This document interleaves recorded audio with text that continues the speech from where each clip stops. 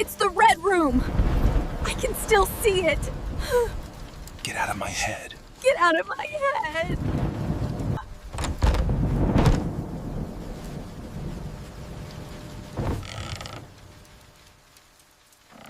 Look at me, Beatrice. I feel like a stranger in my own marriage. Why do you treat me with such disrespect? I woke up because my wife was screaming, not a small scream, not a dream scream. It was the kind of scream that makes your heart jump out of your chest. Don't open the red room, Linda cried. Please, Mama, don't lock me there.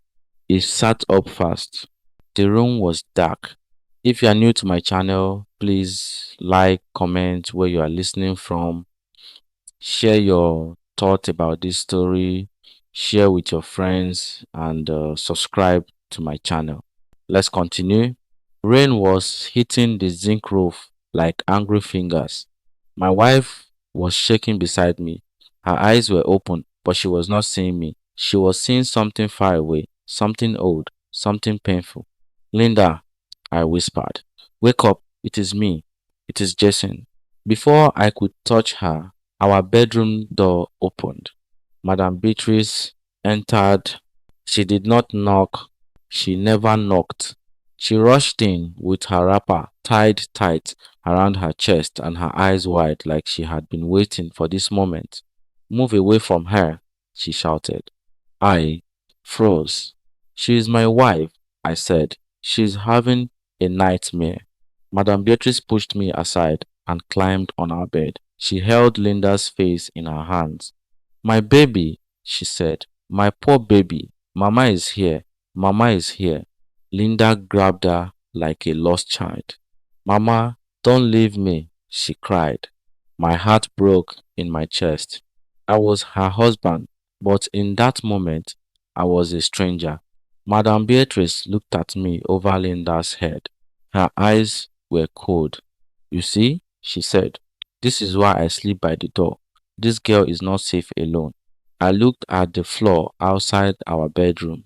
The small mattress was there again. Her pillow was there. Her Bible was there. Her bottle of anointing oil was there. For 6 months, my wife's mother had slept outside our bedroom door like a guard. At first, she said it was only for 2 weeks. Just 2 weeks. She said she came to help Linda settle into marriage. She said newly married women needed their mothers. I believed her. I even thanked her. But 2 weeks became 1 month. 1 month became three. Three became 6. And now, in my own house, I had to step over my mother-in-law's sleeping body before I could enter my own bedroom.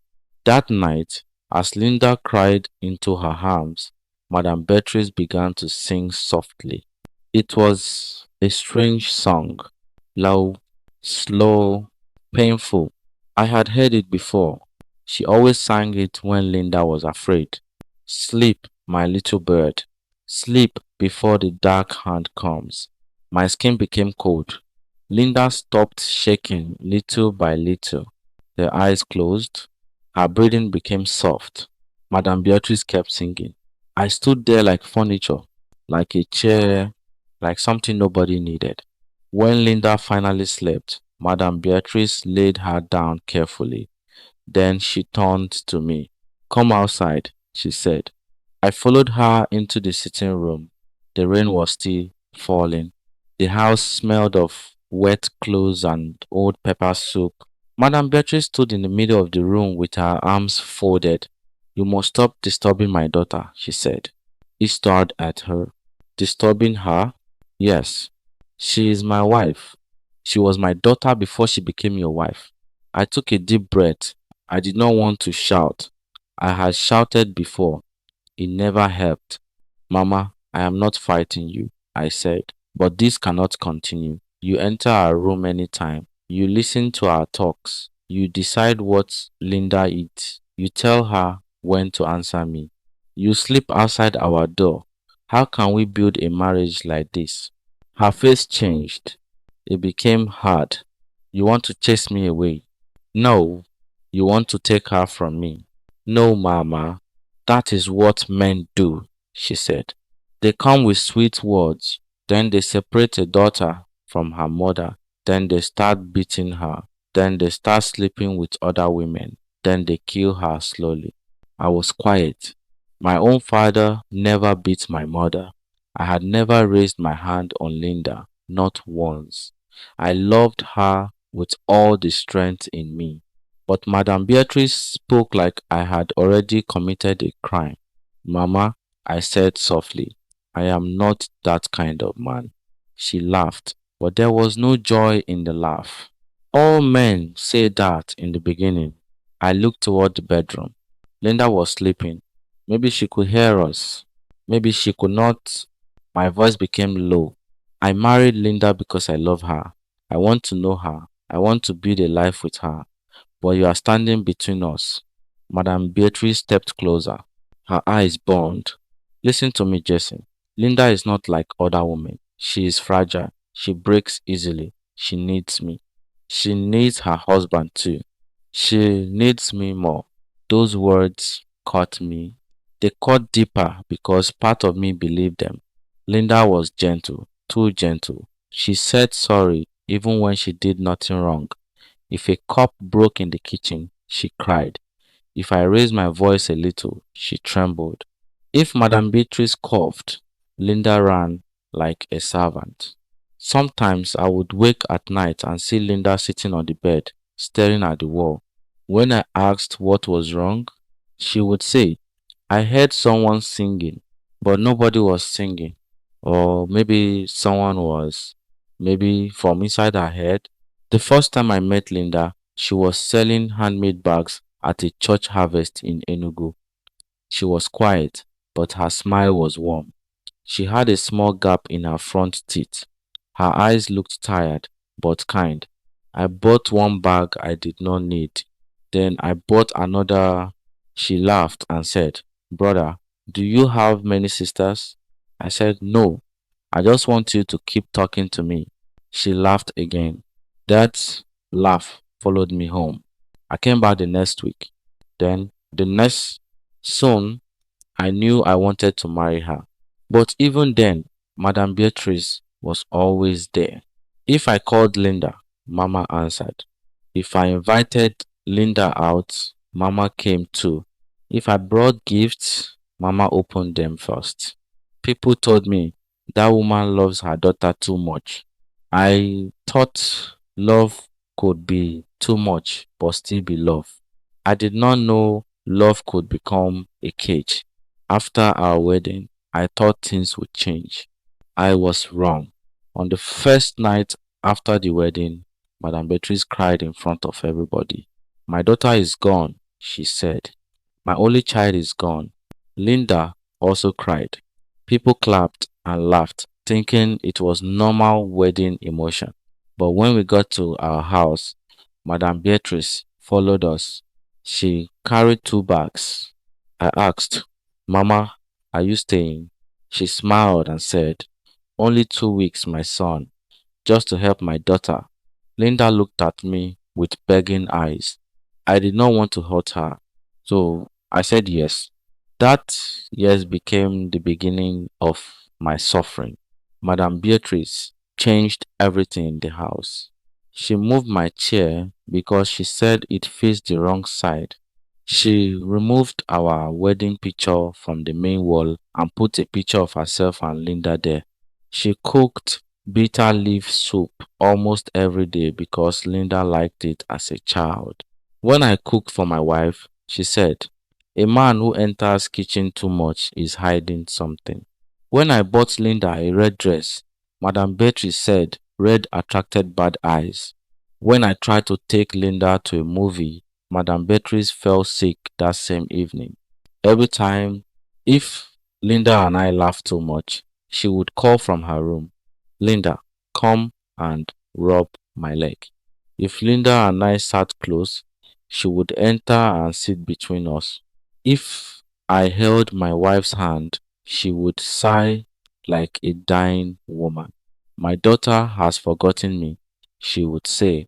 Then Linda would pull her hand away from mine. That was how I started losing my wife in small pieces. Not in one day, not with one big fight, but slowly, like water cutting stone. One night, I came home early with flowers. I wanted to surprise Linda. I found her in the kitchen. She was crying while cutting onions. Madame Beatrice sat on a stool watching her. Mama, why is she crying?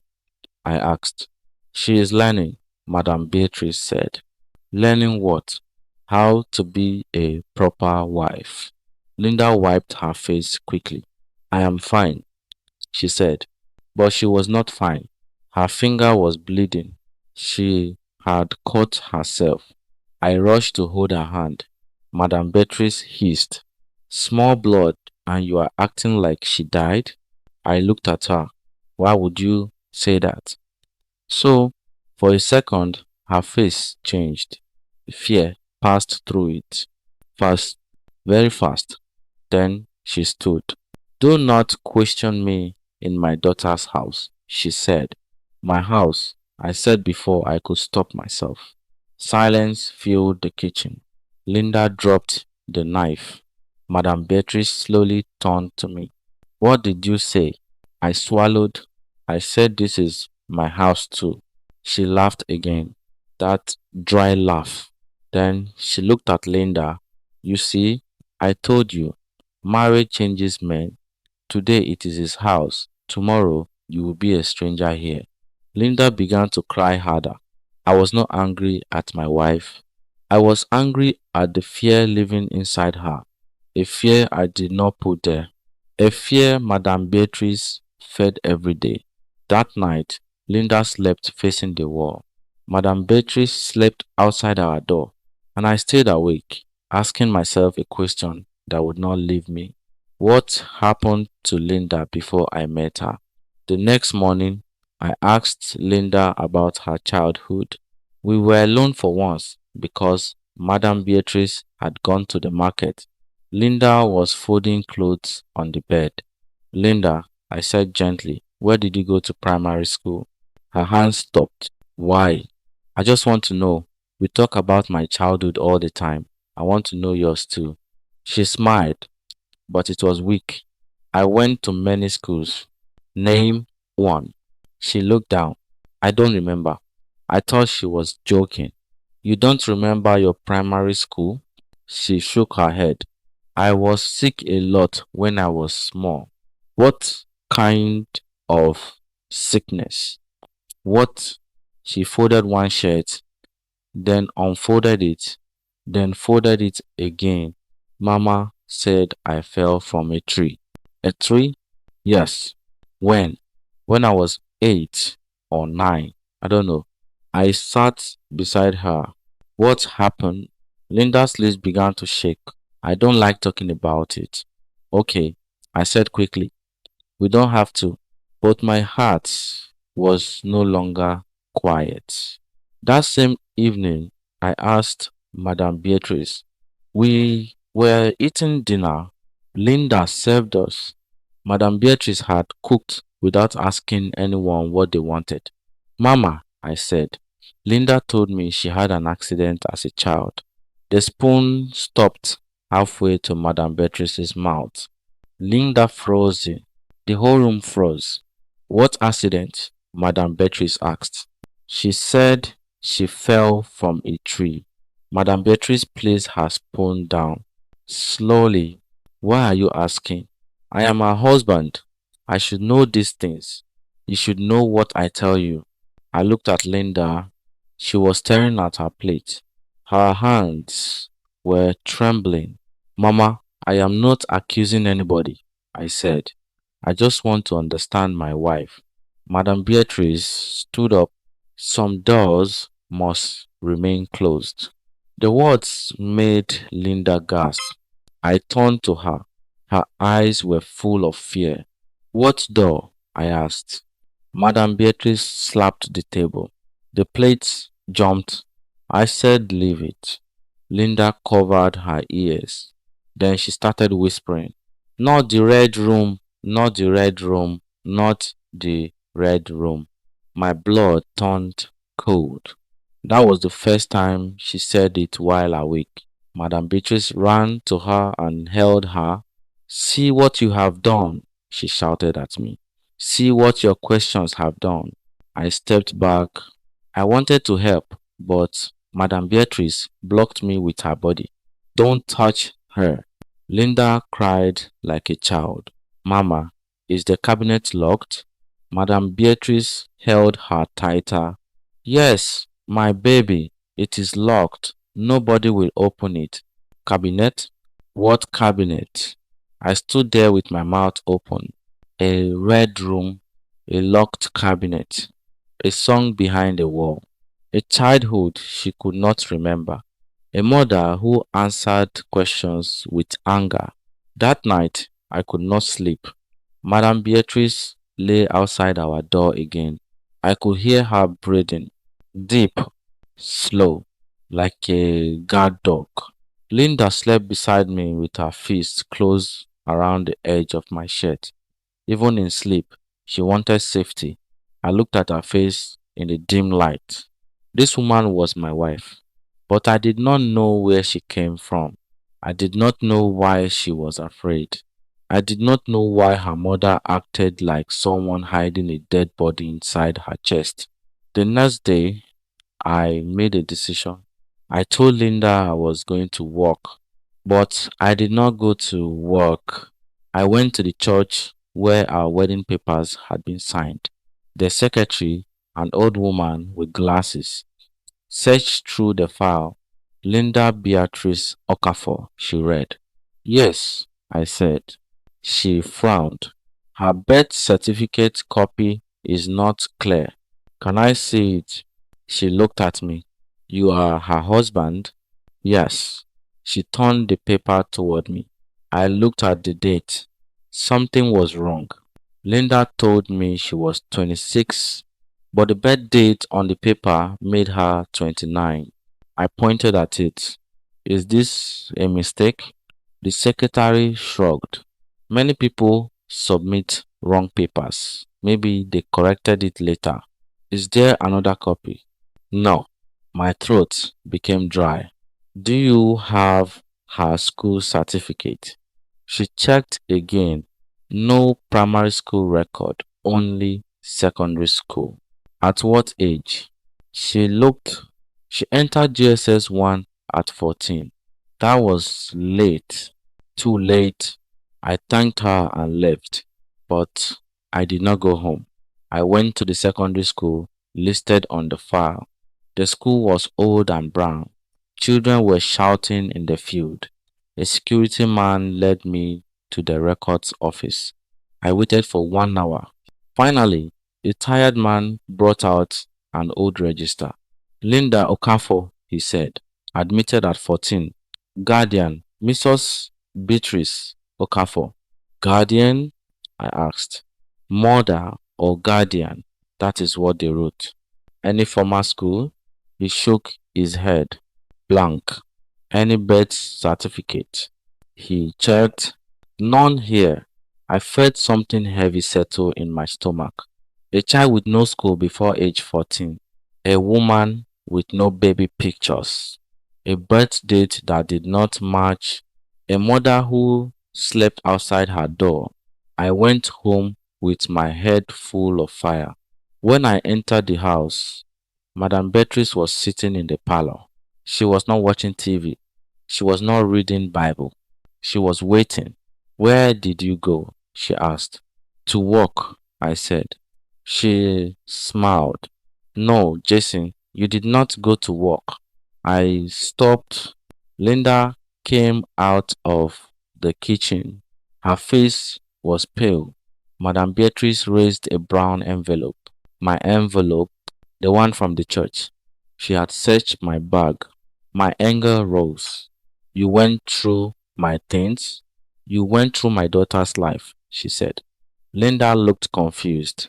What is going on? I turned to her. Linda, we need to talk. Madame Beatrice stood up fast. No. Yes, I said. She has a right to know. Linda's voice shook. Know what? Madame Beatrice stepped between us. Jason is trying to poison your mind.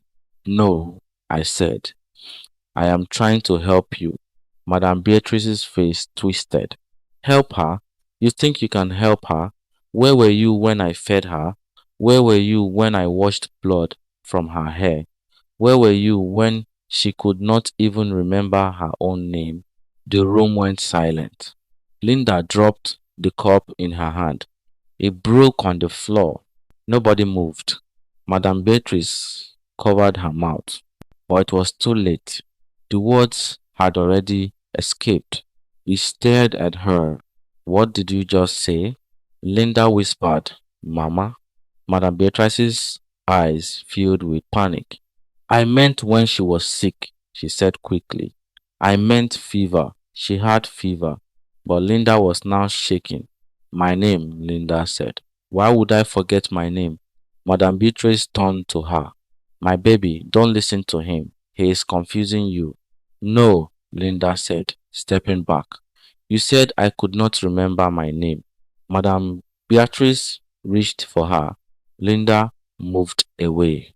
That small movement changed everything. For the first time since I married her, Linda moved away from her mother. Madame Beatrice saw it too. Her face broke, then it hardened. She turned to me with hate in her eyes. You have done it, she said. You have opened the door. What door? I asked. Her voice became low. The door I buried with my own hands. A cold wind seemed to enter the room. Linda began to cry. What door, Mama? Madame Beatrice looked at her. For 1 second, I saw something like love. Then fear swallowed it. She grabbed Linda's wrist. We are leaving. No, I said. Madame Beatrice pulled Linda hard. Linda cried out. I stepped forward. Leave her hand. Madame Beatrice turned and slapped me. The sound cracked through the room. My cheek burned. Linda screamed. Madame Beatrice pointed at me. You will not take her from me, not after everything I did, not after what I lost. What did you lose? I shouted. She froze. Her chest rose and fell. Her eyes filled with tears. Then she said the words that made my heart stop. My daughter died once. I will not lose her again. Linda stopped crying. I stopped breathing. Madame Beatrice realized what she had said. Her hand flew to her mouth. Linda stared at her like a child staring at a monster. Mama, she whispered, am I dead? Madame Beatrice shook her head fast. No, no, my baby, no. Linda touched her own face. Then who died? Madame Beatrice did not answer. Outside, thunder cracked. Inside, nobody moved. Then, from the street, a woman's voice began to sing, soft, broken, far away. Sleep, my little bird. Sleep before the dark hand comes. Linda's eyes widened. Madame Beatrice turned toward the window like she had seen a ghost. I walked to the curtain and pulled it open. Across the road, under the rain, stood the mad woman everyone in the neighborhood avoided. Her clothes were wet. Her hair was rough. Her bare feet were in the mud. She was staring at our house. And she was singing Madame Beatrice's song. Linda whispered behind me. I know that voice. The mad woman stood in the rain and sang the same song Madame Beatrice always sang to my wife. Not a similar song, the same slow tune, the same painful words. Sleep, my little bird. Sleep before the dark hand comes. Linda held my shirt from behind. Her fingers were cold. Jason, she whispered, why do I know that voice? Madame Beatrice rushed to the window and pulled the curtain closed. Her hand was shaking. Nobody knows anything, she said. That woman is mad. Do not listen to mad people. But her voice was not strong anymore. It was weak. It was afraid. The rain kept falling hard outside. I could still hear the woman singing through the window. Soft, broken, like the song was coming from a deep hole. Linda stepped away from me. Her eyes moved from me to Madame Beatrice. Mama, she said, why is she singing your song? Madame Beatrice forced a smile. My song, many people know many songs. No, Linda said. Her voice was small, but it carried pain. You always told me that song was for me. You said you made it for me when I was little. Madame Beatrice walked toward her. My baby, come here. Linda stepped back. Madame Beatrice stopped. That one step broke something in her face. My baby, she said again. But Linda shook her head. Tell me who that woman is. Madame Beatrice turned to me. You have destroyed my home. I almost laughed, but nothing was funny. Your home? I said. This is my house. Linda is my wife. And that woman outside is singing the song you use when Linda is scared. How do you explain that? Madame Beatrice's eyes became red.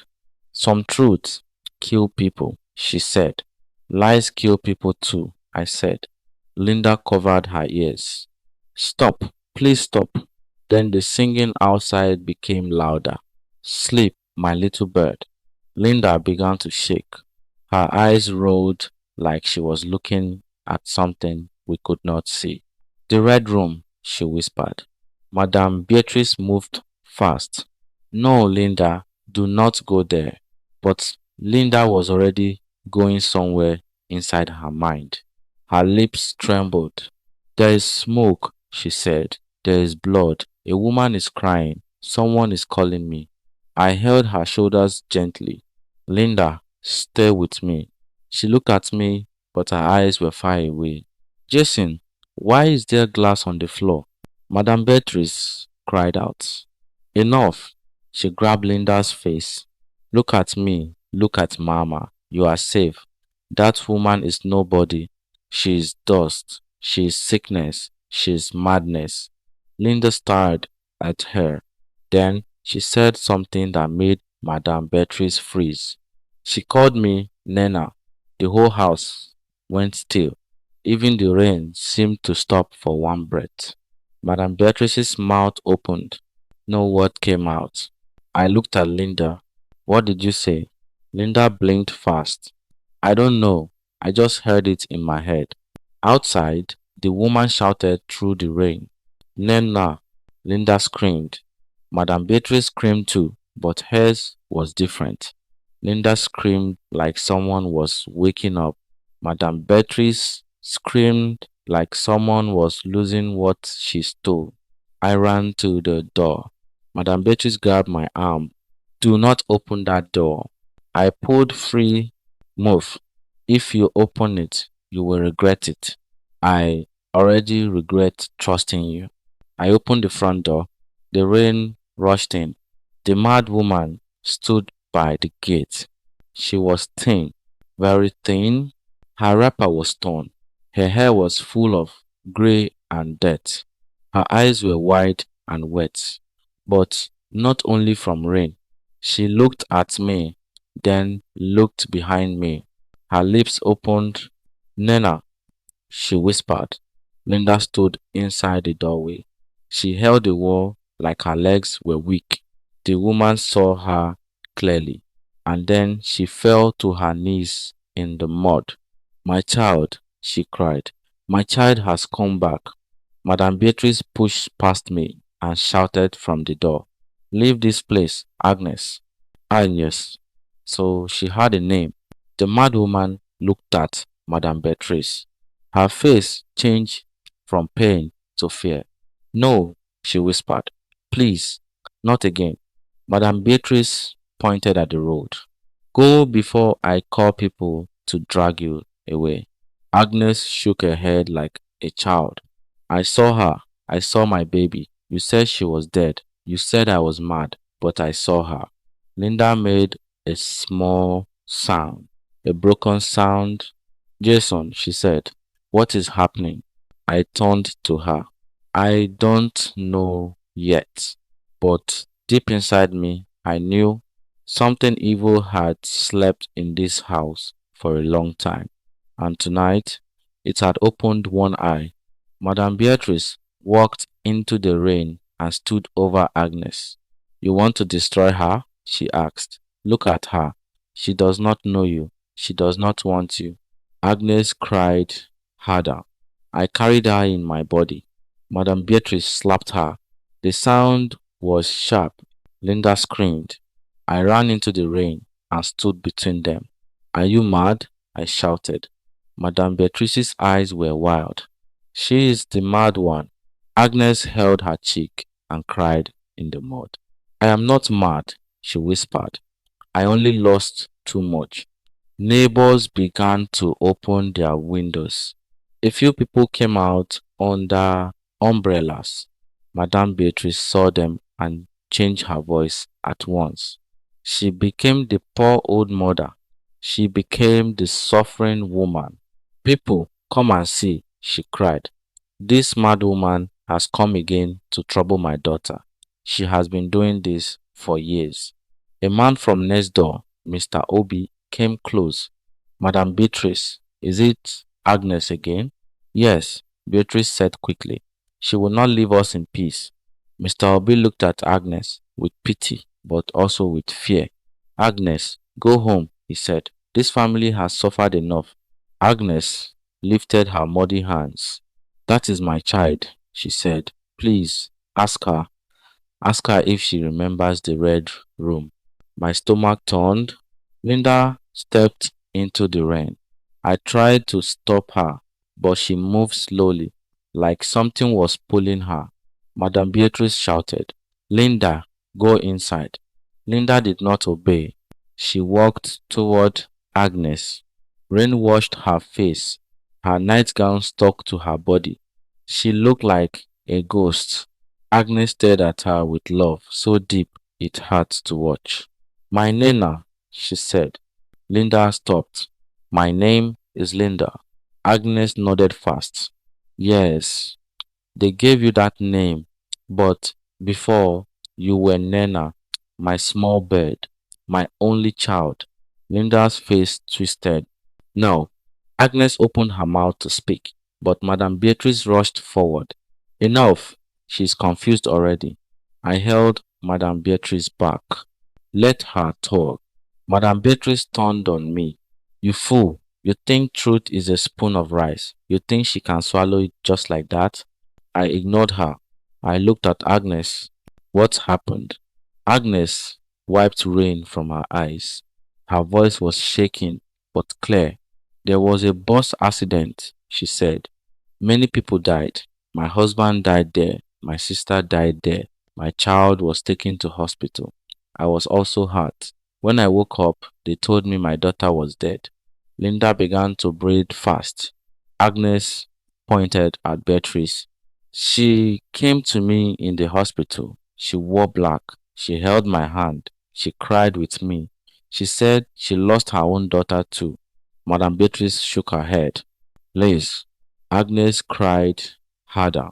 She told me my child had been buried with others because the bodies were badly hurt. I was weak. I believed her. I wanted to die.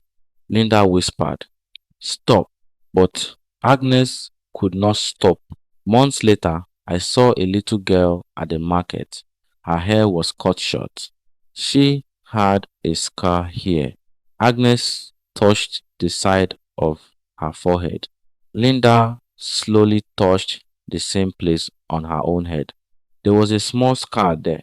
I had kissed it before and asked her how she got it. She said she did not know. Agnes pointed with trembling fingers.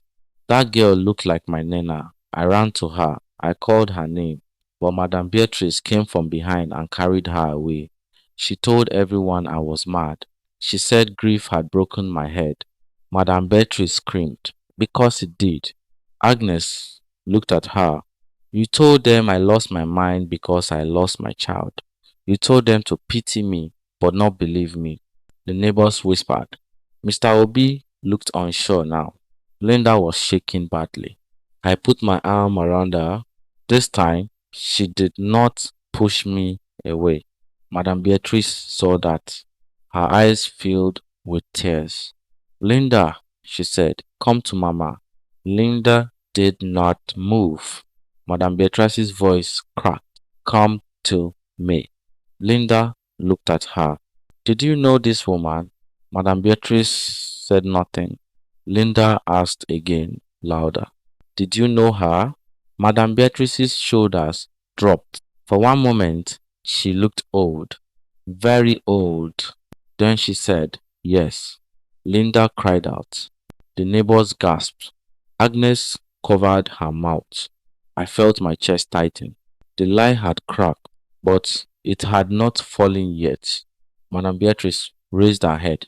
Yes, I knew her, she said, but she is not your mother. Agnes screamed. I am. Madame Beatrice pointed at her. You are only the woman who gave birth to a girl who died. Linda flinched. Madame Beatrice turned to Linda. My real daughter died before that accident, she said. Her voice was soft now, too soft. My Ada died when she was 8. Nobody spoke. Even Agnes stopped crying for a moment. Madame Beatrice looked at the wet ground. She had fever, bad fever. I took her to hospital. I begged God. I begged doctors. I sold my gold. I sold my land. But she died in my arms. Her voice broke. I buried my child with my own hands. Rain ran down her face like tears. Maybe some of it was tears. I stopped eating. I stopped sleeping. I heard her voice in every room. I saw her in every child. I carried her clothes and slept with them. People told me to move on. How does a mother move on from her only child? For the first time, I saw the wound inside Madame Beatrice. It was ugly.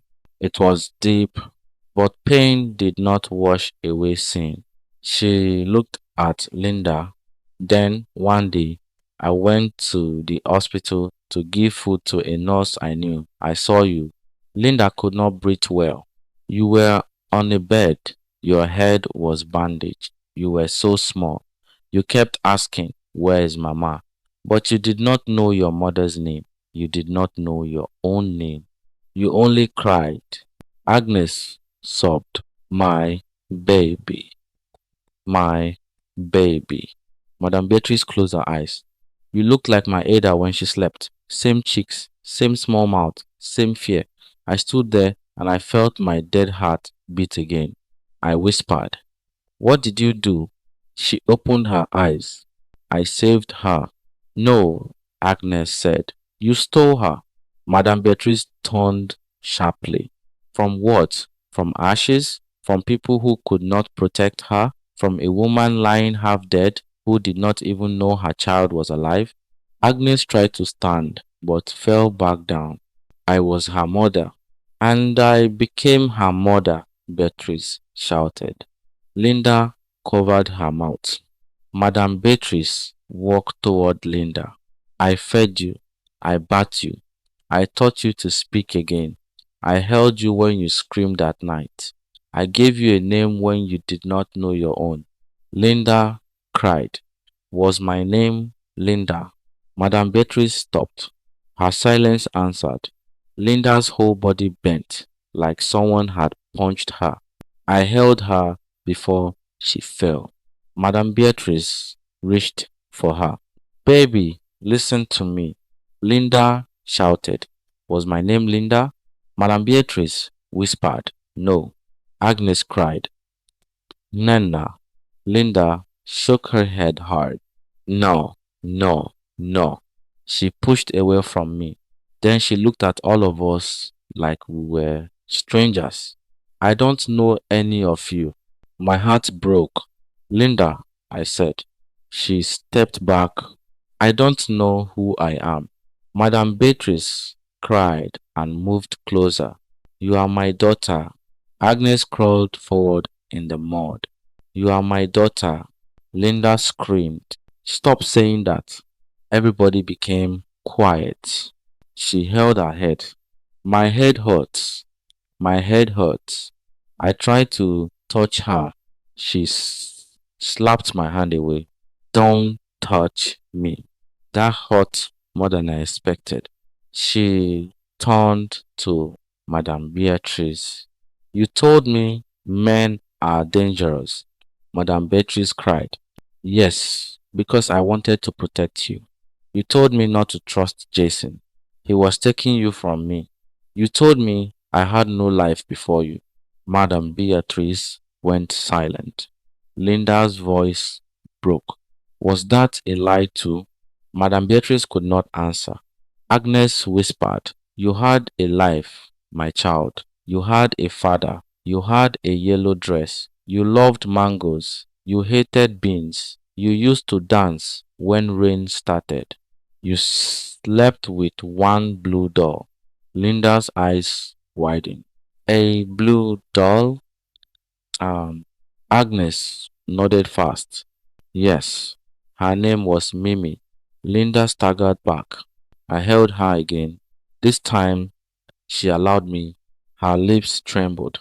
I dream of a blue door in a locked cabinet. Madame Beatrice made a choking sound.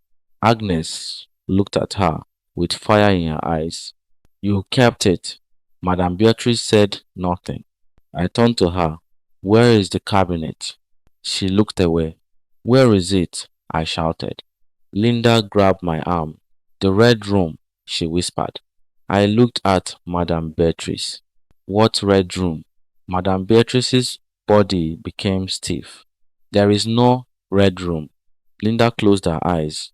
There is. I see it. A red room, a cabinet, a wall, someone singing. Agnes began to shake. The hospital had a red recovery room, she said. They put children there after the accident. Madame Beatrice shook her head. No. Agnes looked at Linda. I sang to you behind the wall. I could not walk. I could hear you crying in the next room. I sang so you would know Mama was near. Linda let out a sound I had never heard before. It was not a cry. It was not a scream. It was the sound of a soul tearing. Madame Beatrice dropped to her knees. Please, she begged. Please don't do this to her. I looked at her with anger and pity. You already did. The neighbors were silent now. Nobody called Agnes mad. Nobody told her to leave. Madame Beatrice saw their faces. She knew the story had changed. She stood slowly. Her tears disappeared. Her old hardness came back. If you all think I am a monster, fine, she said. But let me ask you one thing. She pointed at Agnes. Where were you all these years? Agnes cried. You made people lock me away. I did not lock your legs. You made them call me mad.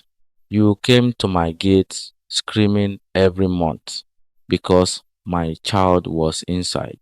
Madame Beatrice laughed bitterly. And did she run to you? Did she know you? Did she call you mother? Agnes went quiet. Madame Beatrice turned to Linda. Look at her. Look well. Does your heart know her? Linda looked at Agnes. Agnes opened her arms. My baby.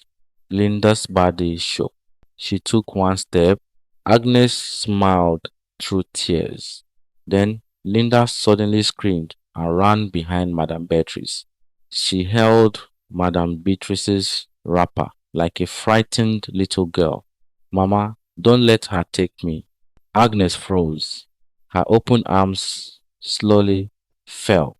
Madame Beatrice closed her eyes. A sad smile touched her lips. Then she wrapped her arms around Linda. See, she whispered, blood is not memory. I stood in the rain, helpless. Agnes sat in the mud, broken again. Linda cried into the arms of the woman who stole her, and Madame Beatrice looked at me over Linda's head. her eyes said. You cannot win. But before anyone could speak, Agnes lifted her face and said one last thing. There is proof. Madame Beatrice's smile vanished. Agnes pointed at the house. You hid her blue doll in the cabinet. Linda stopped crying.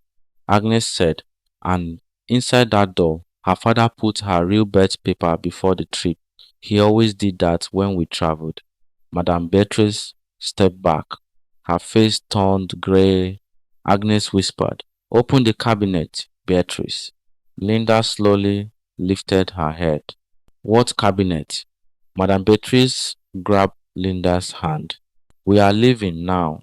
But I moved faster. I stepped into the house, straight to Madame Beatrice's room. Behind me, I heard her scream, Jason, don't open it. But I had already seen it. In the corner of her room was an old wooden cabinet, and it was painted red. The cabinet was red, not bright red, old red, dark red, the kind of red that looked like dried blood.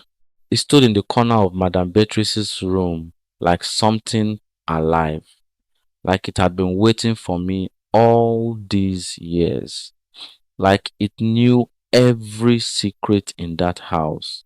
Behind me, Madame Beatrice screamed, Jason, leave it alone. But I did not move back. Linda stood at the door, shaking like a leaf in the rain. Agnes stood behind her, still wet, still weak, still crying. The neighbors had followed us into the house, but nobody spoke. Everybody stared at the cabinet. It was not a big cabinet. It was small, old, wooden. There were scratches on the side. There were dark marks near the handle. A thick padlock hung in front of it. Linda covered her mouth. I know this, she whispered. Madame Beatrice rushed forward, but Mr. Obi held her back. Madam, wait, he said. Remove your hand from me, she shouted. Mr. Obi did not let go. His face was full of shame now. Maybe he remembered all the times he had called Agnes mad. Maybe he remembered all the times he had helped send her away. Maybe for the first time he saw that madness can wear clean clothes too. I turned to Madame Beatrice. Where is the key? She looked at me with hate. There is no key. Then I will break it. No. The word came out like a wound. Linda flinched. Agnes stepped closer. Beatrice, she said softly, it is over. Madame Beatrice turned to her. Nothing is over. You think because you came here with your rain and your tears, you can collect what I raised. You think giving birth is enough? Agnes cried. No, but stealing is not love. Madame Beatrice's face twisted. I did not steal her. I saved her from death. You saved yourself, I said. She looked at me. You know nothing. I know you lied. I loved her. Then why did you hide the truth? She opened her mouth, but no words came out. Linda stepped into the room. Her voice was almost gone. Mama, please. Madame Beatrice turned to her quickly. My baby. Give him the key. Madame Beatrice shook her head. No. Linda's eyes filled with tears. Please, I need to know. Madame Beatrice walked toward her. You do not need to know pain. You do not need to know death. You do not need to know the woman who lost you and could not find you.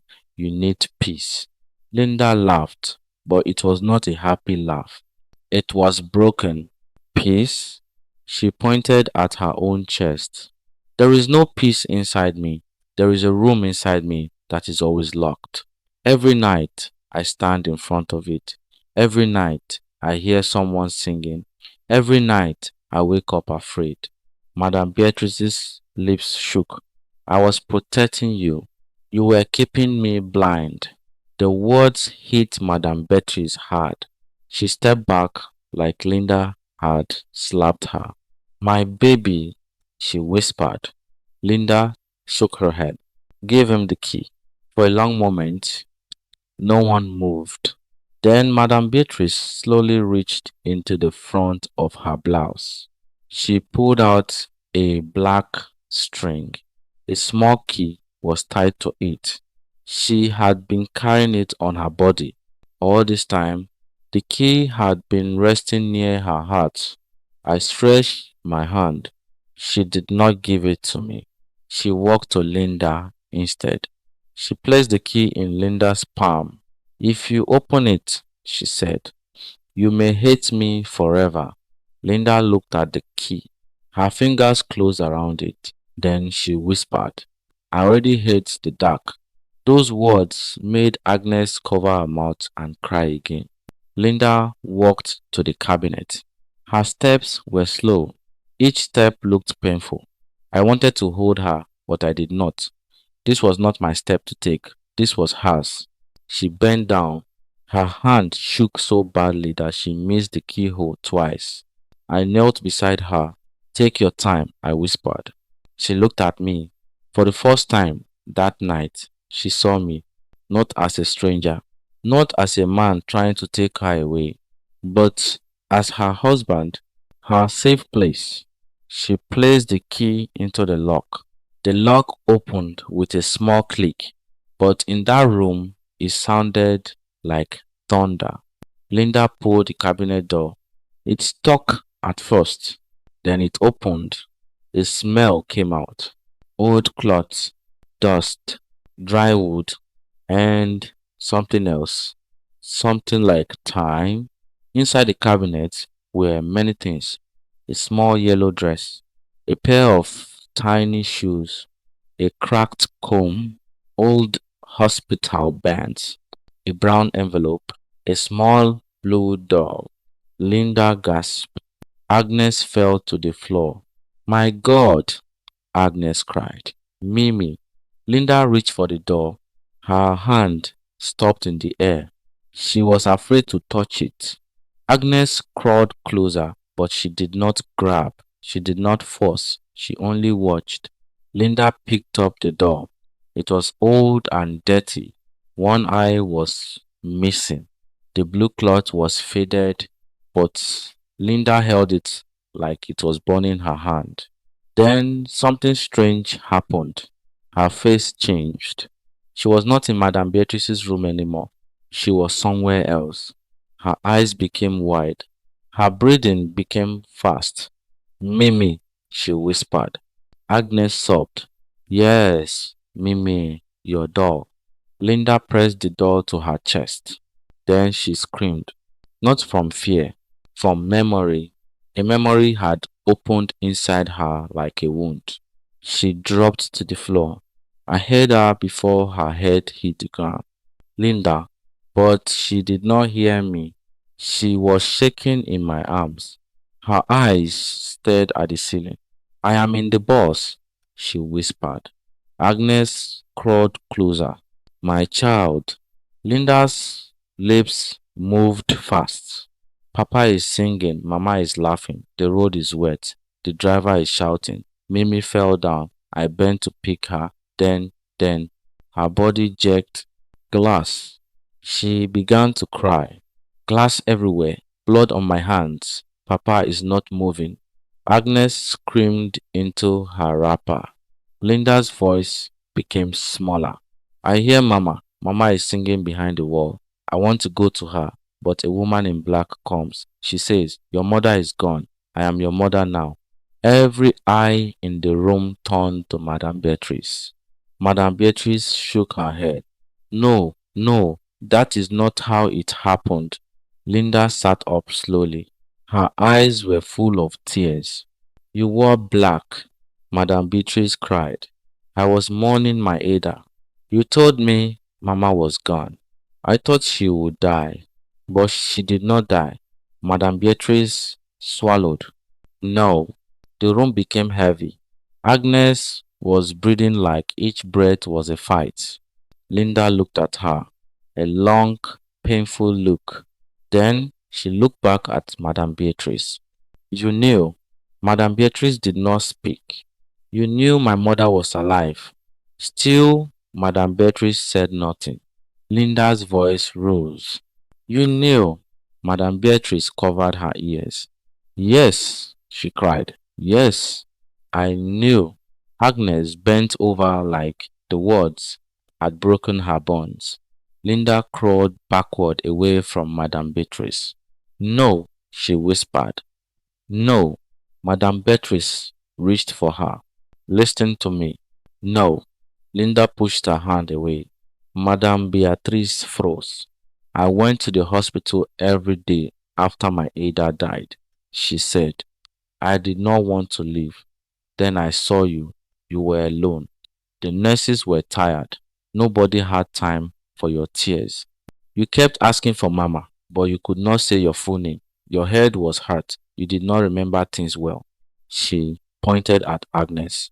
And she was in another room, half dead, tied to a bed because she kept screaming. They said her mind had broken. Agnes cried. Because they told me my child was dead. Madame Beatrice shouted. I lost mine too. Nobody answered. She held her chest. Do you know what it means to bury a child? Do you know what it means to come home and see her shoes by the door? To cook and remember she will never ask for food again? To wake up at night and reach for a body that is under the ground? Her voice broke into pieces. I was empty. I was dead while breathing. Then she looked at Linda, and then you held my finger. Linda cried quietly. Madame Beatrice smiled through tears. You held my finger and slept, just like Ada used to do. The room was silent. Even I felt the pain in her words. But pain had turned her into a thief, a loving thief, a crying thief, a mother thief. She continued.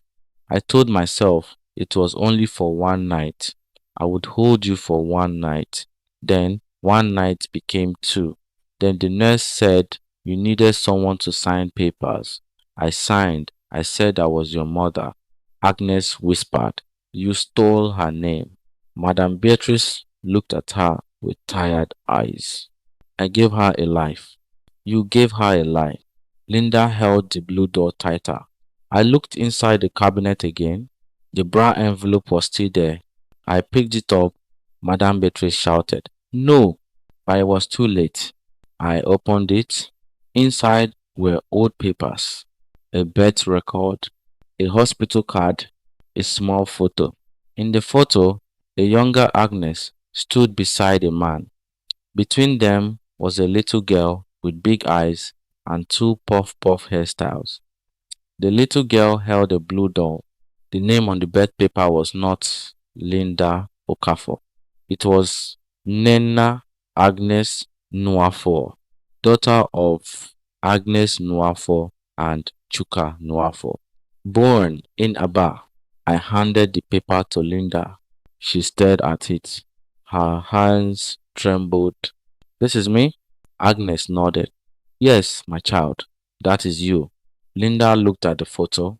Her mouth opened. Her eyes filled with something that looked like both wonder and terror. I don't remember his face, she whispered. Agnes touched the photo with one finger. Your father loved you so much. He used to hide your papers inside your door whenever we traveled.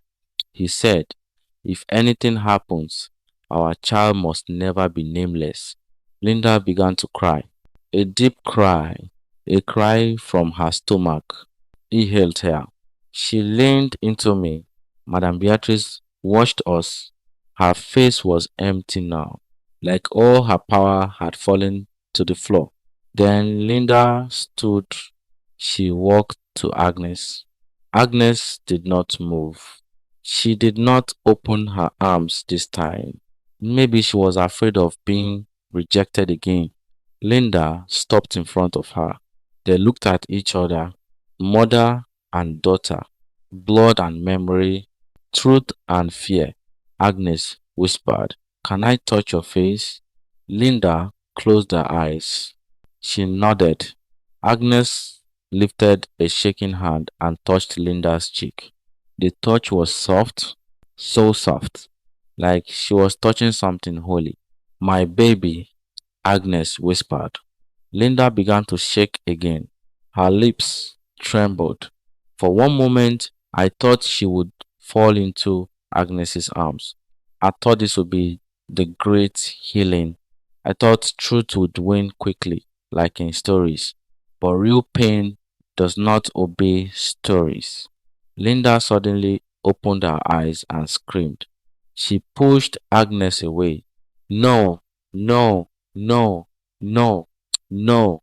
Agnes fell back. Linda ran to Madame Beatrice and hid behind her again. The room gasped. Agnes looked like her heart had been cut out twice. Madame Beatrice held Linda at once. Her arms wrapped around her tightly, but her face did not show victory now. It showed fear, because even she knew this was not love only. This was damage. Linda cried into her shoulder. Mama, I am scared. I am scared. Don't let her take me. Madame Beatrice looked at me. Her eyes begged for the first time. Not with pride, not with anger, with pain. You see, she whispered, I told you, she cannot survive this. I wanted to say something strong. I wanted to say Linda would be fine. I wanted to say truth was enough.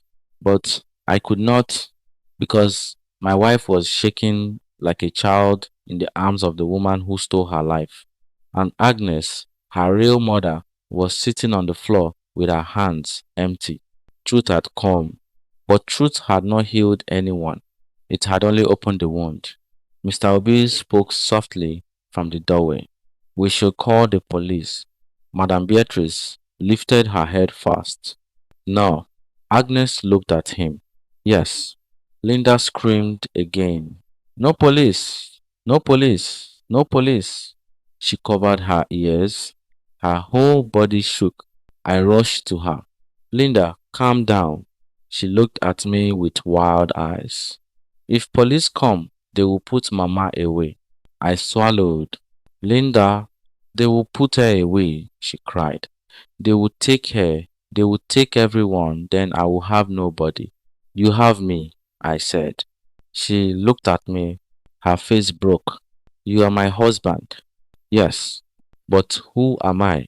I had no answer. That question was too heavy. Even the room could not carry it. Madame Beatrice held her and rocked her. My baby, you are Linda. You are my Linda. Agnes cried from the floor. No, she is Nena too. Linda screamed. Stop! Then she ran out of the room. I followed her. She ran into our bedroom and slammed the door. I tried to open it. It was locked. Linda, I called. Please open. No answer. Only crying. I pressed my forehead to the door. Please, my love. Inside, she was whispering to herself. I am Linda. I am Linda. I am Linda. Then a second whisper came, lower, shaking.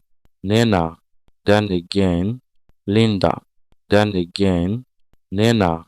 It was like two girls were fighting inside one body. I turned around. Madame Beatrice stood in the passage. Agnes stood behind her. Both women looked destroyed. One stole a child because grief ate her mind. The other lost a child because nobody believed her pain. And in the middle stood Linda, my wife, a woman with two names and no peace. I looked at Madame Beatrice. How could you sleep outside our door every night after all this? She wiped her face. Because I knew one day the past would come. So you were not protecting her from me. She looked at the bedroom door. I was protecting her from memory. Agnes spoke behind her. No, you were protecting yourself. Madame Beatrice slowly turned. For once, she did not shout. Maybe because it was true. The neighbors began to leave one by one. Some shook their heads.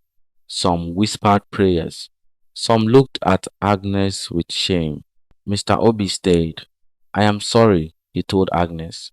Agnes did not answer. Her eyes stayed on the bedroom door. Madame Beatrice went back to her room and picked up the blue doll.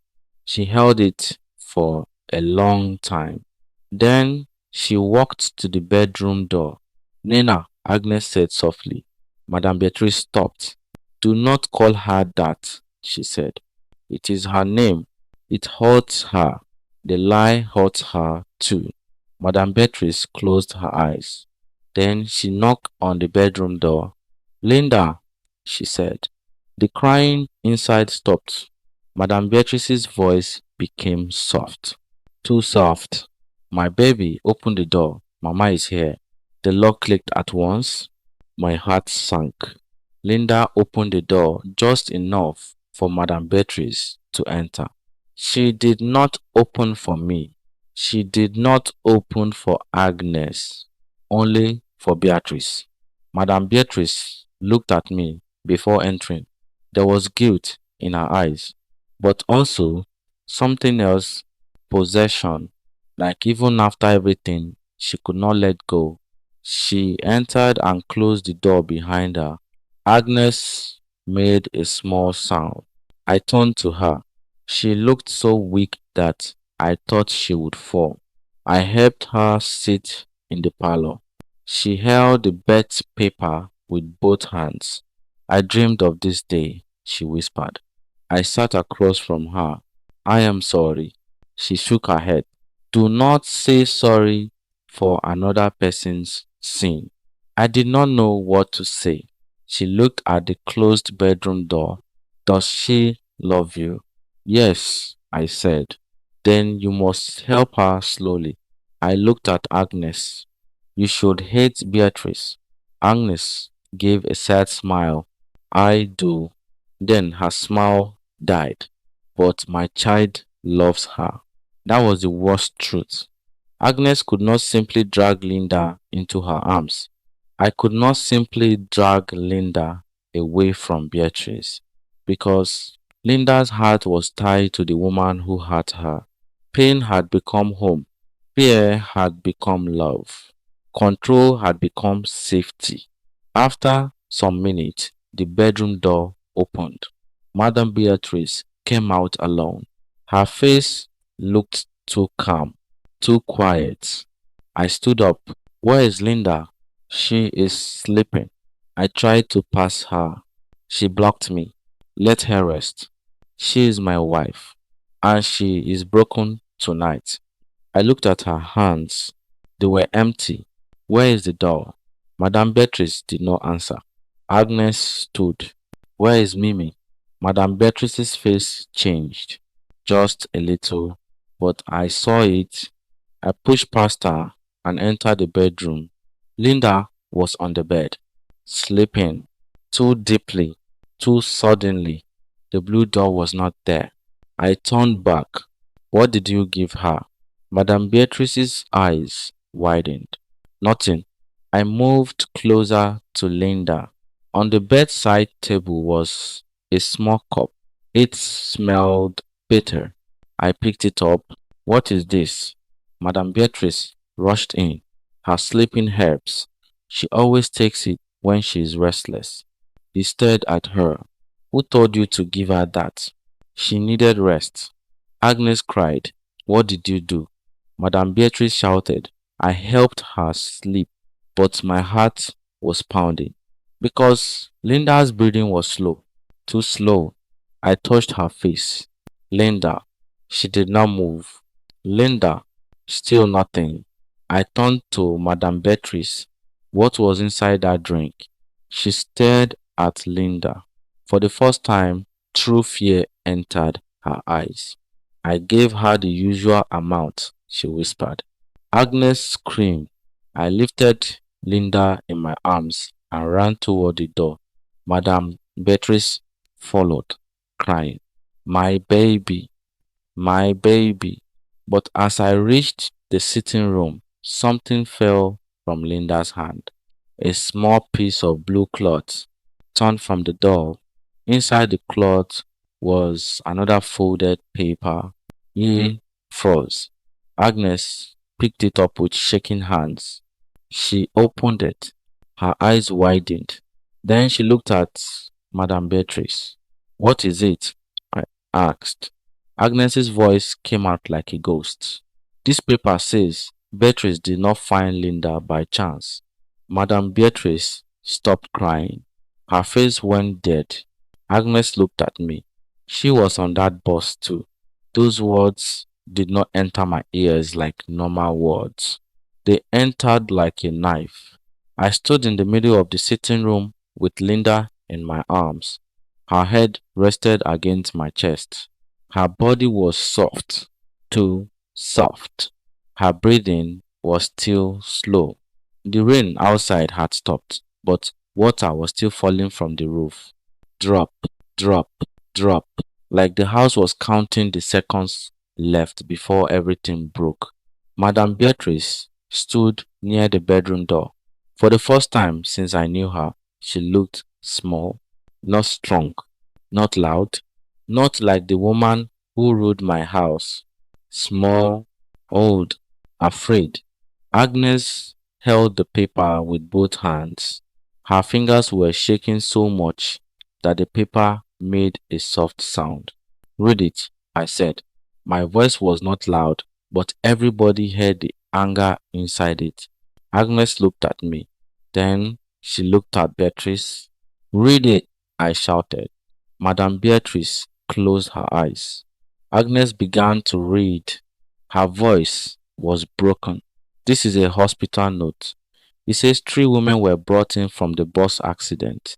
Agnes Nwafo, Beatrice Okafor, and one unknown female child. My heart stopped for a second. Unknown female child. Linda. Agnes continued. Beatrice Okafor was treated for a broken arm. She was discharged after 2 days. She returned to the children's ward many times. She stopped reading and looked at Beatrice. You were there, Agnes whispered. You were not just passing the hospital. You were on the bus. Madame Beatrice said nothing. I adjusted Linda in my arms. Beatrice, I said, what happened on that bus? She opened her eyes. They were full of water, but I did not trust her tears anymore. Move, I said. I need to take Linda to the hospital. Madame Beatrice rushed toward me. No, please, let me hold her. I stepped back. Do not touch her. Those words hit her like a slap. She froze. My baby, she whispered. She is not your baby, Agnes said. Madame Beatrice turned slowly. Her face twisted. She became my baby when the world left her. You stole her from me. You lost her first. Agnes cried out. I shouted, enough. Both women went quiet. Linda moved a little in my arms. Her lips parted. A small sound came out. Rel, I looked down. Linda, her eyes did not open. Red bars. Madame Beatrice covered her mouth. Agnes came closer. My child, Linda's eyelids shook. The song, I held her tighter. Stay with me, Linda. Stay with me. She whispered again. Woman crying, woman shouting, don't let her die. Madame Beatrice began to cry harder. No, no, no. Linda's head moved weakly. Driver, rain, bag, fire. Then her body became still again. My fear rose. I ran out with her. Agnes followed me. Mr. Obi, who had been standing by the door, rushed to open the gate. Madame Beatrice came behind us, barefoot. My baby, Jason, please, wait, go. I did not wait. I put Linda in the back seat of Mr. Obi's car. Agnes climbed in beside her and held her hand. Madame Beatrice tried to enter too. I blocked her. You are not coming with us. Her face broke. Jason, please. You gave her something. I wanted her to rest. You hid her life. I was afraid. You watched her real mother suffer. I was broken. You slept outside our door not to protect Linda, but to make sure the truth never entered. She cried. Yes, the word was small, but it carried 20 years of darkness. Mr. Obi started the car. I entered the front seat. Madame Beatrice hit the window with both hands. Jason, please, don't take her from me. I looked at her through the glass. For one strange second, I saw two mothers, one inside the car, holding the hand of the child she lost, one outside the car, crying for the child she stole, and in the middle was Linda, a woman who did not know where home was. The car moved. Madame Beatrice ran after us for a few steps. Then she fell on the wet road. Nobody stopped. At the hospital, everything happened fast. A nurse took Linda from my arms. They placed her on a bed. They checked her eyes. They checked her breathing. They asked what she drank. I showed them the small cup. I had carried it with me. The nurse smelled it and frowned. What is this? Her mother in law said, sleeping herbs. The nurse looked at me sharply. Who gave it? I did not answer quickly. Agnes answered, the woman who raised her. The nurse took the cup away. A doctor came. They put a drip in Linda's hand. They gave her something. They asked us to wait outside. Waiting is a cruel thing. It makes every minute feel like punishment. Agnes sat beside me on a long bench. Her wet wrapper was still clinging to her body. She held the bed paper like it was a child. She did not speak for a long time. Then she said, when they told me my daughter died, I stopped being a person. I looked at her.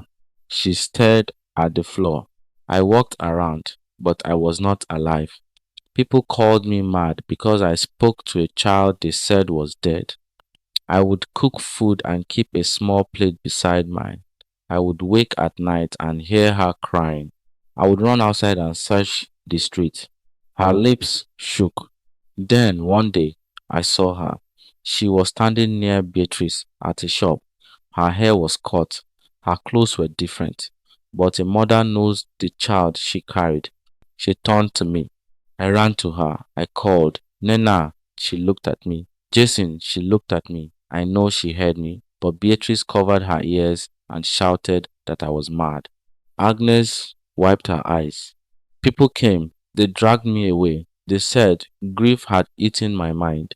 From that day, each time I saw my child, they said I was disturbing a good woman and her poor daughter. I swallowed. How did you stay in the same neighborhood? She gave a sad smile. Because pain is stubborn, I had nowhere else to go. If I left, I would lose even the chance of seeing her shadow. I had no words.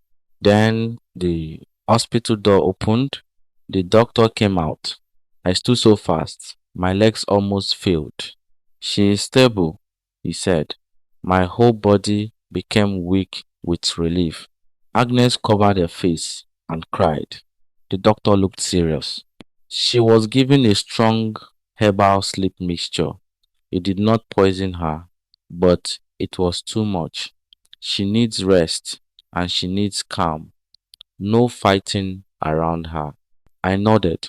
Can I see her? One person first. Agnes looked at me. Go, she said. I entered the room. Linda was lying on the bed. Her face was pale. The drip line was taped to her hand. She looked younger, like the child inside her had come to the surface. I sat beside her. Linda, I whispered. Her eyes opened slowly. She looked at me. For a moment, There was peace. Then memory returned. Her eyes filled with tears. Jason, I am here. Where is Mama? Where is? I did not know which one she meant. So I asked softly, which Mama? Her tears fell. I don't know. That answer broke me.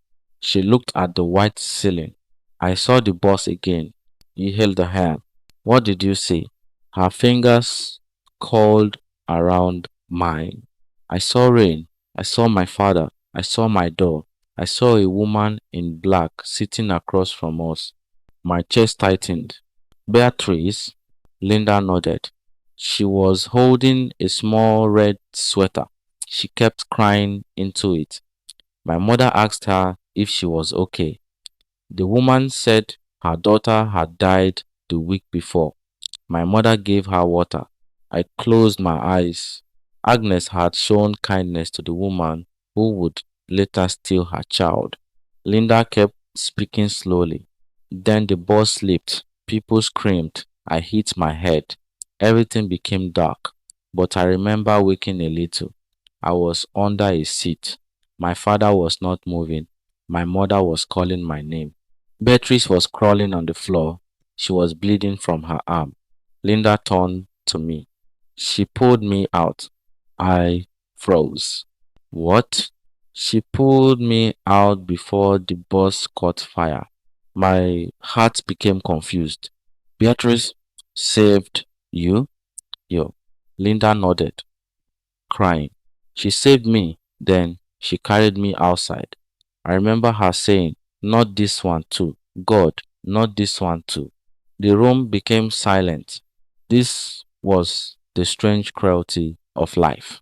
Madame Beatrice was not only the thief, she was also the hand that pulled Linda from death. Linda closed her eyes. I think that is why my body runs to her, even when my mind is afraid. Some part of me remembers that she carried me out of fire. I could not speak. She turned her face away. But she also took me from my real mother. Yes, I said. Um, Linda cried quietly. How can someone save you and destroy you at the same time? I had no answer. Some people are like that. They rescue you from one fire and build another fire around your life. Linda wiped her eyes. Where is Agnes? She is outside. Linda swallowed hard. She's my mother? Yes. The word was simple, but it was heavy. My real name is Nena? Yes. She pressed her hand to her chest. I don't feel like Nena. That is okay. But I don't feel fully like Linda anymore. I squeezed her hand. Then maybe you do not have to choose tonight. She looked at me. You are not angry? I am angry, but not at you. She cried again. I pushed her away. She understands. No mother should understand that.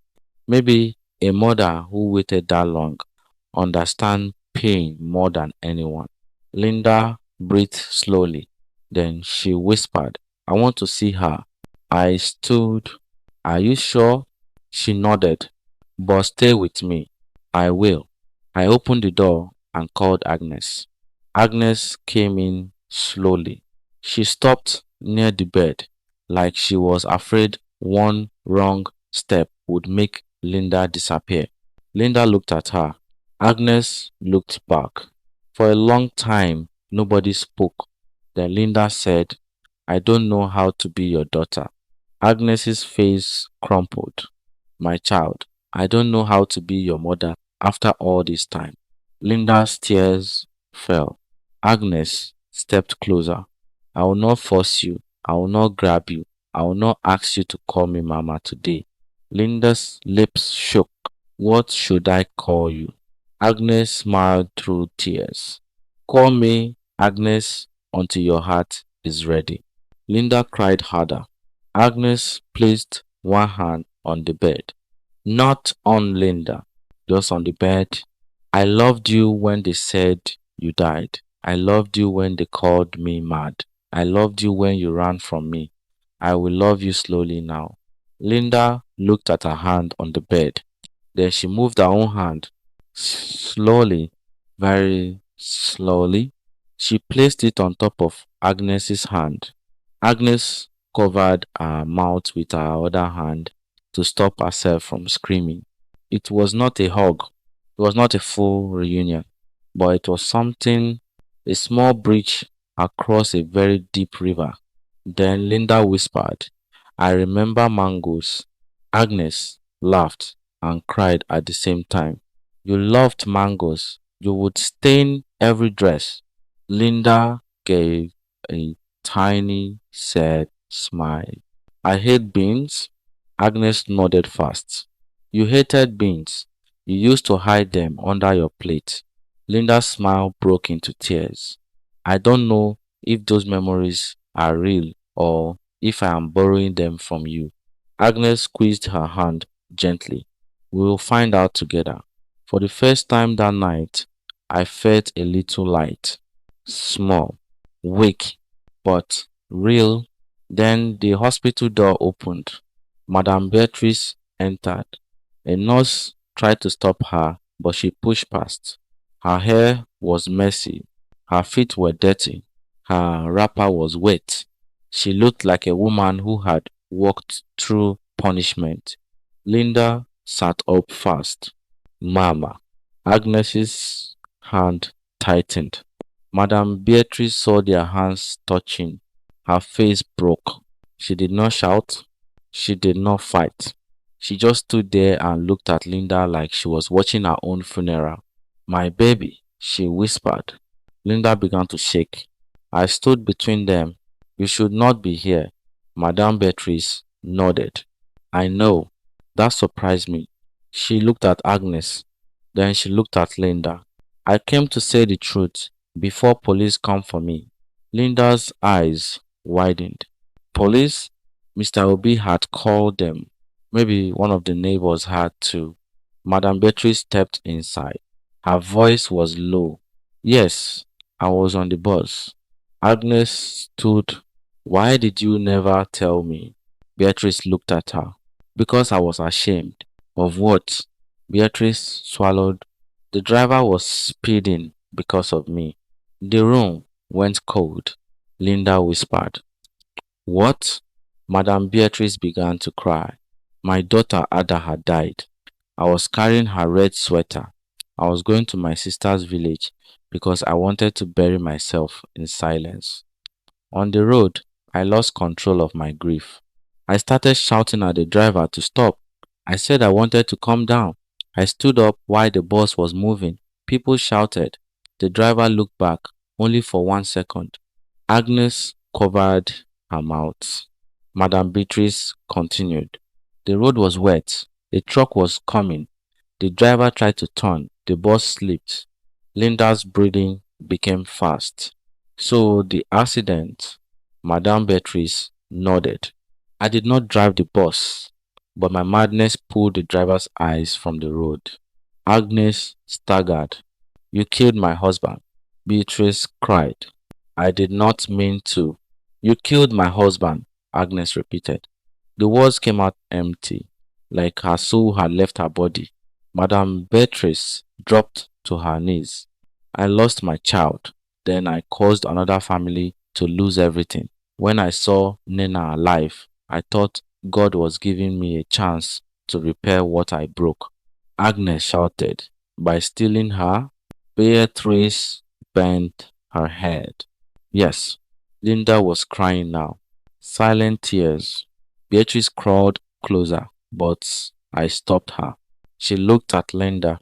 I told myself I was saving you, but the truth is, I was saving myself. I could not face what I did. I could not face your mother, so I made you mine. Her voice broke. I loved you. That part was not a lie. But my love was selfish. My love was hungry. My love swallowed you. Linda closed her eyes. Madame Beatrice pulled something from her blouse. The blue doll, Mimi. I took this from your hand tonight because I was afraid. Even after everything, I was still trying to lock the truth away. She placed it on the floor. Then she pushed it gently toward Linda. I am tired now. Linda stared at the door. Madame Beatrice looked at Agnes. I told people you were mad. I made them chase you. I made your pain look like madness. I am sorry. Agnes's face was hard. Sorry cannot give me 20 years. I know. Sorry cannot bring back my husband. I know. Sorry cannot make my daughter know my voice. Beatrice lowered her head. I know. Then she looked at Linda one last time. Linda, Nena. Linda flinched when she heard both names. Beatrice saw it and cried. I do not know what to call you anymore. Linda whispered, Neither do I. Beatrice nodded. I will not ask you to forgive me. Police officers appeared at the door. A nurse stood behind them. One officer said, Madame Beatrice Okafor. Beatrice turned, Yes. Linda made a small cry. The officer stepped forward. We need you to come with us. Madame Beatrice nodded slowly. Then she looked back at Linda. I slept outside your door because I was afraid one day you would wake up and remember I was not your beginning. Linda's tears ran down her face. Beatrice smiled sadly. But I forgot something. A mother who truly loves a child must open the door, not guard it forever. The officer touched her arm. She stood. As they led her away, Linda suddenly called out, Mama! Everyone froze. Agnes froze too. Beatrice turned around with hope and pain fighting in her eyes. Linda looked like she hated herself for saying, but the word had come out before she could stop it. Madame Beatrice whispered, Yes, my baby. Linda cried harder. I don't know how to stop loving you. Beatrice's face folded with grief. And I don't deserve that love. Then Linda said, But I hate what you did. Beatrice nodded. You should. I need you away from me. Beatrice closed her eyes. That was a real punishment. Not police. Not shame. Those words. I understand, she whispered. Then she was taken away. Linda broke down. Agnes moved to hold her, then stopped herself. Linda saw her stop, and something changed. Maybe it was the pain of watching one mother leave. Maybe it was the tiredness of running. Maybe it was the small memory of mangoes. Linda reached out. Not fully, just one shaking hand. Agnes came close and held it. Linda did not hide this time. She did not run, but she did not fall into Agnes's arms either. She only cried while holding her hand, and I understood then that healing was not like rain. It did not fall all at once. It came like morning light, small, slow, almost invisible at first. Weeks passed. Madame Beatrice was charged for what she had done. The neighborhood changed its voice. The same people who called Agnes mad now greeted her with pity. But pity can be another kind of insult. Agnes did not care. She only wanted time with Linda. Linda started seeing a counselor. Some days she called herself Linda. Some days she wrote Nena on paper and stared at it for hours. Some nights she still woke up screaming. But now, nobody slept outside our bedroom door. The mattress was gone. The door stayed closed. And when Linda was afraid, I held her hand and said, You are safe. Nobody will lock the room again. Agnes came twice a week at first. She never forced hugs. She brought mangoes. She brought old photos. She brought stories. Some stories made Linda smile. Some made her cry. Some made her feel nothing at all. But Agnes never rushed her. One afternoon, Linda sat between us in the sitting room. The blue door was on the table. The birth paper was beside it. Linda looked at me and said, Jason, am I a bad daughter? No, I said. She looked at Agnes. Am I bad because I miss her? Agnes's eyes filled with tears, but she smiled. No, my child. A heart does not forget a cage in one day, especially when the cage also fed it. Linda cried. Agnes touched her hand. You are not bad. You are wounded. That day, Linda leaned her head on Agnes's shoulder for the first time, only for a few seconds. But Agnes closed her eyes like heaven had touched her. Later that night, Linda and I sat on our bed. The hallway was empty. No mattress, no shadow, no guard, just silence. Linda looked at the door for a long time. Jason, she whispered. Yes, I am scared of being free. He held her hand. I know. What if I don't know how to live without someone telling me who I am? Then we will learn slowly. She looked at me. You stayed. I am your husband. I pushed you away. You were afraid. I believed her more than you. You were trained to. She cried softly. I don't want to be only her stolen child. I don't want to be only Agnes's lost child. I don't want to be only your broken wife. I touched her face, then be all of it and more. She looked confused. I smiled gently. You are Linda. You are Nena. You are a wife. You are a daughter. You are a woman who survived fire, lies, fear, and love that became a chain. You do not have to cut yourself into one name. She cried harder, but this time the cry felt different. Not like fear, like release. Months later, we visited Madame Beatrice in prison. Linda wanted to go. I did not want her to, but I understood. Agnes came too, but she stayed outside. She said, that room is not for me yet. Inside, Madame Beatrice looked thinner. Her hair had more gray. When she saw Linda, she stood slowly. My baby, she said, then stopped herself. Linda, she corrected. Linda sat across from her.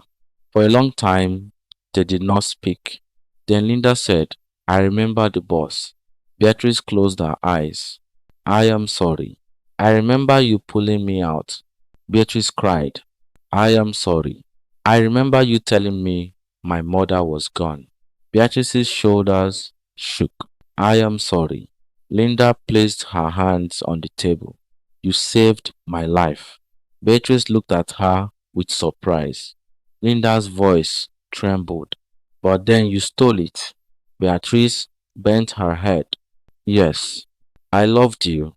Beatrice cried harder. I loved you too, wrongly, but truly. Linda wiped her tears. I am trying to forgive you, but I am not ready. Beatrice nodded. I will wait. Linda shook her head. Don't wait for me to return to the old Linda. Beatrice looked up. That Linda was built from your lie. The words hurt. I saw them hurt, but Beatrice accepted them. Linda stood. I am building someone new now. Beatrice smiled through tears. What is her name? Linda looked at me. Then she looked back. Linda Nena. Beatrice covered her mouth. Not because she was happy only, because she knew that name carried both love and judgment, both rescue and theft, both murders, both wounds. When we left the prison, Agnes was waiting under a tree. Linda walked to her. Agnes stood up. Linda took her hand. No fear this time. No scream. No hiding. Just a hand in her hand. Agnes did not say anything. She only walked beside her daughter. And I walked behind them, watching two broken people learn how to become family without stealing, forcing, or begging. Years may pass before Linda fully heals. Maybe some scars never leave. maybe some songs we always had. Maybe one day she will call Agnes Mama without fear. Maybe one day she will remember Beatrice without shaking. Maybe one day she will sleep through the night without seeing the red room. But that night, when we returned home, Linda stood at our bedroom door.